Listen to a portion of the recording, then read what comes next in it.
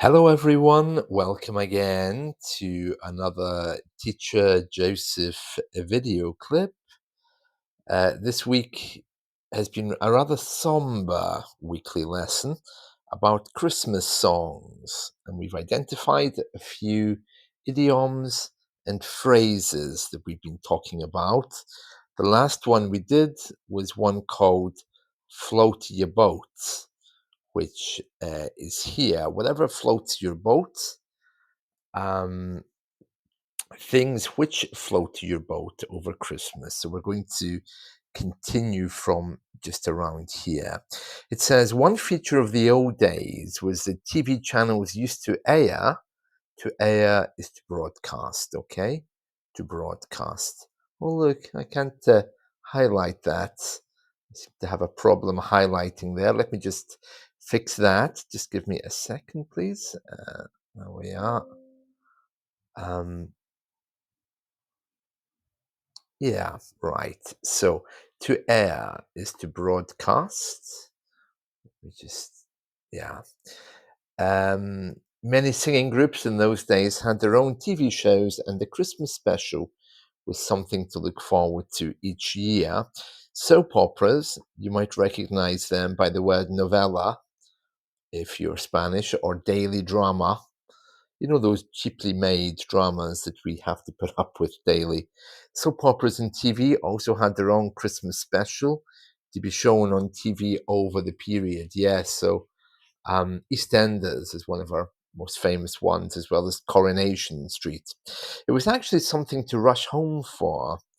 I never considered that actors were giving up valuable time to make these shows. I just assumed they were there for my entertainment. Isn't it sad when we grow up and realize the world isn't just there for our entertainment, but the harsh reality is that even they need to make money? Yeah, harsh reality is something which is real, and so real that it hurts. The harsh reality of Christmas is that perhaps many people don't like it. Yeah, I don't particularly enjoy Christmas. Anyway, I won't go off topic. Yeah, even actors need work. So I'm often puzzled by people at Christmas time, especially here. I tried to call a friend to meet for coffee recently to be told, It's Christmas. I'll be far too busy to meet until January." In her words, she said, "You know how it is, buying presents and everything." Yeah, so I think that's just her way of keeping people out because she doesn't deal well with Christmas either. For many people, they'll just be getting drunk. It's really sad. And my point in this weekly lesson is to take ownership for your feelings and try as much as you can to deal with them. I don't believe for a second. This is a very common phrase. So if you don't believe something that somebody tells you, you can say, "I don't believe that even for 1 second." Yeah. So if I tell you, for example, that I'm moving to Kenya to spend Christmas there, bizarre though that might sound, you might say, "Teacher Joseph, I don't believe that for a second." And you would be right. It's not true. Just a lie. There we are. So you don't believe for a second.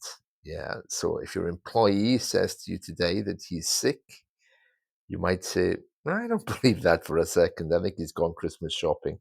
So when you don't believe something and you really don't believe it, you can say, "No, I don't believe that for a second. Definitely not." She doesn't have a spare hour, but I think this highlights the depth of loneliness people feel at this time of year. They try to forget about this time of year by diving right into it head first. Yeah, if you have an urgent project to do for work, you can dive into it head first. It means you just immediately get stuck into it. Christmas is a good time, to do the things that maybe you put off because you'll be on holiday, of course, for a few days. It's a good time just to catch up and slow down. I know I'll be doing that. For others, people simply think about the office parties and won't stop drinking until it's finished. I think it's time we Brits are honest with ourselves. Despite the mass marketing songs and Christmas trees, we literally climb the walls with anxiety. Okay, so to climb the walls basically means to be anxious about something. Yeah, so to climb the walls is to be anxious. For example, I could say the kids are climbing the walls with boredom because they've got nothing to do, being on a holiday. I could say that some years I climb the walls with anxiety over Christmas. For in some years I do. I mean, some years I don't cope well with it at all, but other years I find it okay, just a bit boring. So you can climb the walls with anxiety, climb the walls with excitement, with something positive. You can't wait for the office party. Perhaps you're climbing the walls, waiting for that. Uh, Here, I'm saying it's a far cry from happiness. And if something is a far cry, it's a comparative term, meaning how far away it is from the other thing. For example, for me, Christmas is a far cry from a celebration. I really don't like it. You could say the snow on the ground is a far cry from the beautiful summer that we had. A far cry. Other examples it might be, oh, the world is in a terrible, terrible state these days. It's a far cry from 10 years ago. A far cry. There we are. So just to finish, because on Fridays we like to do accent reduction here on this little video clip. So let's just go over this. It says here, many people don't have social structures here. People looking over the shoulder. If you look over your shoulder, it means you look back in time. Looking over your shoulder, that's looking back in time. You might remember that famous 80s song from Mike and the Mechanics, which was called Looking Back Over Your Shoulder, which was, I think, about the relationship with their father. Yeah, we went from rooms full of people with guests dropping in to empty spaces where those people should be now, but, well, they aren't. And yeah, and in the middle of all of that, we have Mariah Carey. Yeah, so that's it from me. I think I'll finish there, and tomorrow we'll pick up on some accent reduction, looking at breathing intonation and presenting things better.